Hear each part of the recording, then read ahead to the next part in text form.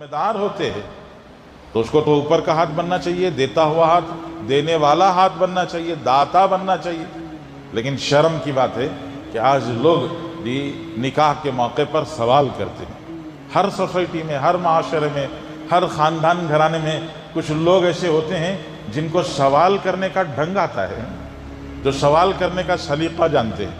اور لوگ عام طور سے شادی کی جب بات چیت ہوتی ہے تو ان خاص رشتہ داروں کو اپنے ساتھ لے کے جاتے ہیں اور ان کو بٹھا کر ان کے ذریعے سے اپنی فہرست پیش کرتے ہیں، اپنے سوالات کی لسٹ پیش کرتے ہیں، خود مانگتے ہوئے شرماتے ہیں۔ لیکن کچھ ہر خاندان میں ایک آدھ آدمی ایسا ہوتا ہے جس کو مانگنے کا طریقہ آتا ہے، مانگنے کا سلیقہ آتا ہے، اور وہ اپنے وہ عجیب ڈھنگ سے اپنے سوال اور اپنے مانگیں وہ رکھتے ہیں۔ تو ایک بات سمجھنا چاہیے، اللہ کے پیارے رسول صلی اللہ علیہ وسلم نے اپنی 4 بیٹیوں کے نکاح کیے۔ رسول کریم صلی اللہ علیہ وسلم نے 4 بیٹیاں اللہ نے آپ کو عطا فرمایا، حضرت زینب، حضرت رقیہ، حضرت ام کلثوم، حضرت فاطمہ۔ رسول کریم صلی اللہ علیہ وسلم نے 4 بیٹیوں کے نکاح کیے، تو 4 بیٹیوں کے نکاح میں اللہ کے نبی نے کچھ دیا ہو یہ بتایا نہیں جاتا ہے۔ حضرت علی کے نکاح میں لوگ کہتے ہیں حضور پاک صلی اللہ علیہ وسلم نے جہیز دیا، لیکن علماء نے لکھا ہے حضرت علی تو رسول اللہ کی نگہداشت میں تھے، رسول اللہ کی پرورش میں تھے۔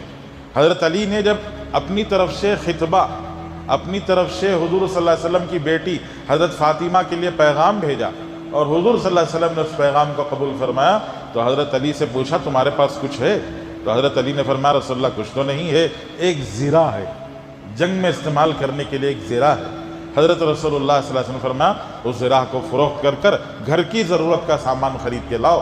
تو حضرت علی نے اپنی زرہ بیچ کر گھر کی ضرورت کا سامان خریدا تھا، اور چونکہ حضرت علی رسول اللہ کی پرورش میں تھے اس لیے رسول کریم صلی اللہ علیہ وسلم نے ان کی ان ضرورت کی چیزوں کا انتظام کروایا تھا۔ علماء فرماتے ہیں لڑکی والوں کو کچھ دینا نہیں چاہیے، دینا نہیں ہے۔ کیوں دینا نہیں ہے؟ اس لیے کہ اپنی بچی کو نور نظر بنا کر، جگر کا گوشہ بنا کر، اپنے دل کا ٹکڑا بنا کر، پال پوس کے 18-20 سال کی بنا کر اپنے جگر کا گوشہ دے رہے ہیں، اپنے آنکھوں کا نور دے رہے ہیں، اپنے دل کا ٹکڑا دے رہے ہیں۔ اس سے بڑھ کے اور کیا دے سکتے ہیں؟ اس سے بڑھ کے اور کیا دیں گے؟ اس سے بڑی اور کیا دولت ہوگی؟ تو اس لیے علماء نے فرمایا نکاح کے موقع پر خاص طور سے یہ سوال کا اور مانگنے کا جو نظام ہے وہ انتہائی درجے شرم کی چیز ہے۔ اللہ نے مردوں کو، جوانوں کو اونچے ہاتھ والا بنایا ہے، اور ہم سمجھتے ہیں کہ ہمارے پاس مانگے بغیر کوئی چارہ نہیں ہے۔ بڑی عجیب بات ہے، گھر میں آنے والی بچی اگر اپنے ساتھ میں ڈنر سیٹ نہیں لائے گی تو مطلب ہمارے گھر میں برتن نہیں تھے کھانے کے لیے۔ یہ ہم جو ہے پتے میں کھاتے تھے، پتوں میں زندگی گزر رہی تھی، شاید گھر میں آنے والی بچی نے ڈنر سیٹ لایا تو ہمارے گھر میں برتن آئے کھانے کے ہیں۔ ایسی بات تو نہیں ہے، اللہ نے ہمیں بھی نوازا ہے، تو ہم سوال کیوں کریں؟ اللہ نے نکاح میں مال رکھا ہے اور وہ مال کا خرچ رکھا ہے، اور وہ دونوں مال کے خرچ لڑکے والوں پر رکھا ہے کہ مہر ادا کریں اور ولیمہ کریں، اپنی حیثیت کے مطابق کریں۔ اللہ کے رسول صلی اللہ علیہ وسلم نے ولیمہ کیا، اور نبی کریم صلی اللہ علیہ وسلم نے مہنگا ولیمہ بھی کیا۔ حضرت رسول اللہ صلی اللہ علیہ وسلم نے زینب بنت جہش جن کا نکاح آسمانوں پر ہوا، ان کے ساتھ میں جب رخصتی ہوئی تو رخصتی کے بعد رسول کریم صلی اللہ علیہ وسلم نے ولیمہ کیا، اور حضور پاک صلی اللہ علیہ وسلم کے لیے جو ولیمہ تیار ہوا وہ سب سے بہترین ولیمہ تھا۔ حضرات صحابہ فرماتے ہیں وہ جو ولیمے میں کھانا بنا تھا آج بھی ہم اس کی لذت محسوس کرتے ہیں۔ وہ ولیمہ کیسا ہوا؟ حدیث کی کتابوں میں آتا ہے مدینے کی ایک سلیقہ مند، سنجیدہ، سمجھدار، نہایت زیرک، بہت ہوشیار ایک خاتون تھی جن کا نام تھا ام سلیم۔ حضور صلی اللہ علیہ وسلم جس دن مدینہ تشریف لائے اپنے 10 سال کے چھوٹے بچے کو ام سلیم نے رسول اللہ کے حوالے کیا۔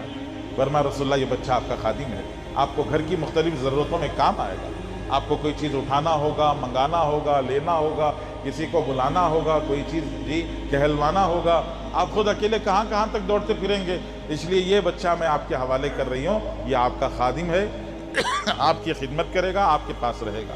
اللہ کے رسول صلی اللہ علیہ وسلم نے اس کو منظور فرمایا۔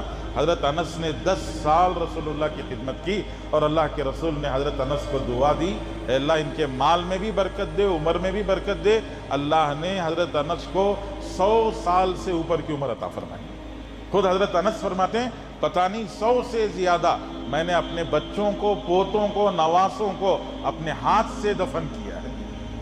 تو اللہ نے آل میں بھی برکت دی، عمر میں بھی برکت دی، مال میں بھی برکت دی، اس خدمت کی برکت سے۔ وہی ہم ام سلیم، جب حضور صلی اللہ علیہ وسلم کا آسمانوں پر نکاح ہوا تو حضرت ام سلیم نے اپنے گھر میں ایک بڑی دیگ پکائی، اور وہ بڑی دیگ پکا کر حضور کو نذرانے کے طور پر، ہدیے کے طور پر بھیجا، اور فرمایا رسول اللہ آپ اس میں اپنے ولیمے کی دعوت کیجیے۔ تو حضور پاک صلی اللہ علیہ وسلم نے اس سے ولیمے کی دعوت فرمائی۔ ورنہ اللہ کے نبی صلی اللہ علیہ وسلم نے ایک دفعہ ایسا بھی ولیمہ کیا، یہ نکاح ہوا، حضور صلی اللہ علیہ وسلم نے صحابہ سے کہا اگر تمہارے پاس کھجور ہے، کچھ بھی کھانے کا سامان ہے تو لے کے آ جاؤ۔ دستر بچھایا گیا، یہ رسول کریم صلی اللہ علیہ وسلم نے فرمایا جو کچھ تمہارے پاس ہے وہ دستر پہ ڈال دو، تو دستر پر بچھا دیا گیا۔ اللہ کے رسول صلی اللہ علیہ وسلم فرمایا، تو رسول اللہ صلی اللہ علیہ وسلم فرمایا کھاؤ تمہارے نبی کا ولیمہ ہے۔ اپنا لایا ہوا، اپنے ہاتھ سے دستر پر بچھایا ہوا، رسول اللہ صلی اللہ علیہ وسلم فرمایا تمہارے نبی کا ولیمہ ہے، کھاؤ۔ تو اللہ کے نبی نے بتایا حیثیت کے مطابق ولیمہ ہونا چاہیے۔ آدمی کو شان دکھانے کے لیے سودی قرضوں میں پھنس کر اپنے آپ پر مصیبت کا پہاڑ نہیں توڑنا چاہیے کہ سود میں پھنس گیا، سودی قرضوں میں پھنس گئے، اور مقصد کیا؟ صرف شان دکھانا، ناک اونچی کرنا اور لوگوں میں اپنا مقام بنانا۔ اس کے لیے سودی قرضوں میں مبتلا ہو کر مصیبت میں پھنس گئے کہ بچے کی شادی کیا کی، زندگی دو بھر ہو گئی۔ تو اس لیے دو خرچ ہیں، مہر کا ادا کرنا، ولیمے کا کرنا۔ تو میں عرض کر رہا تھا کہ نکاح ضرورت بھی ہے، نکاح معاملہ بھی ہے۔ ایسے ہی نکاح حضرت رسول اللہ صلی اللہ علیہ وسلم کی اور تمام انبیاء کرام علیہ السلام کی سنت بھی ہے۔ اللہ کے رسول نے فرمایا نکاح من سنتی، نکاح میرا طریقہ ہے۔ رسول اللہ صلی اللہ علیہ وسلم نے 11 نکاح کیے ہیں۔ اللہ کے نبی صلی اللہ علیہ وسلم نے 11 نکاح کیے۔ کبھی موقع ہوگا تو آپ کے سامنے عرض کریں گے کہ حضور صلی اللہ علیہ وسلم کے ایک ایک نکاح سے کیا فائدہ ہو۔ ایک نکاح رسول اللہ صلی اللہ علیہ وسلم کا، حضرت ام حبیبہ سے رسول اللہ صلی اللہ علیہ وسلم نکاح کیا۔ ام حبیبہ کون ہے؟ ابو سفیان، حضرت رسول اللہ صلی اللہ علیہ وسلم کے سب سے سخت ترین دشمن ابو سفیان کی بیٹی ہیں ام حبیبہ۔ انہوں نے ایمان قبول کیا، ہجرت کر کے حبشہ گئی۔ حبشہ میں ان کا جو شوہر تھا عبید اللہ ابن جہش نصرانی بن گیا، اور نصرانی بن کر نصرانیت کی موت مر گیا۔ ام حبیبہ مکہ چھوڑ کر حبشہ گئی، حبشہ میں بے سہارا ہو گئی۔ اللہ کے رسول صلی اللہ علیہ وسلم نے اس بے سہارا خاتون سے حبشہ میں نکاح کیا۔ حضور نے یہاں سے پیغام بھیجا، اور حبشہ کے بادشاہ نجاشی نے ام حبیبہ کا رسول اللہ سے نکاح کرایا، اور ام حبیبہ کو ہدیے تحائف دے کر حبشہ سے مدینہ رخصت فرمایا۔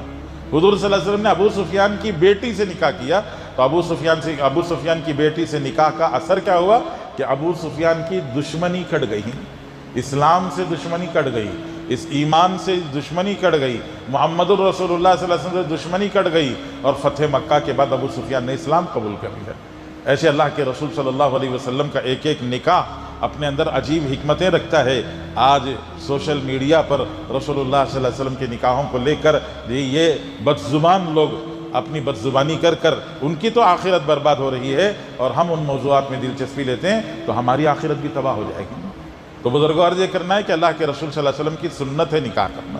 تو ابھی انشاءاللہ نماز کے بعد نکاح ہوگا، تو میں آپ کے سامنے عرض کر رہا تھا کہ یہ ضرورت ہے، معاملہ ہے، سنت ہے، اور اس کے تینوں پہلوؤں کو دیکھنے کے اعتبار سے پتہ چلتا ہے کہ نکاح کو سادگی کے ساتھ میں ہونا چاہیے۔ نکاح کے ساتھ میں کوئی شور شرابہ، دھوم دھڑاکا، نغمے گانے، بجانا، ناچنا، یہ سب کچھ نکاح کے ساتھ میں جڑا ہوا نہیں ہے۔ آج لوگوں نے نکاح کو اپنی دولت کے شو آف کا ذریعہ بنا لیا ہے۔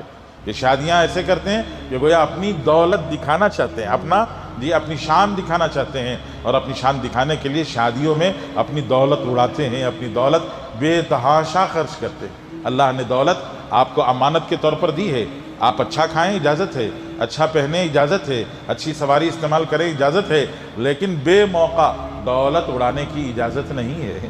بے موقع دولت اڑانے میں کل قیامت میں اللہ کے پاس جواب دینا پڑے گا، اور اس کا حساب کتاب زندگی میں مشکل ہو جائے گا۔ اللہ کے پاس اس کا حساب کتاب مشکل ہو جائے گا۔ اس لیے یہ منع کیا گیا کہ اللہ کے رسول صلی اللہ علیہ وسلم فرمایا ایسر النکاح اعظم النکاح برکتاً ایسرہ مؤونہ، نکاح کو برکت والا بناؤ۔ برکت والا نکاح کون سا ہے؟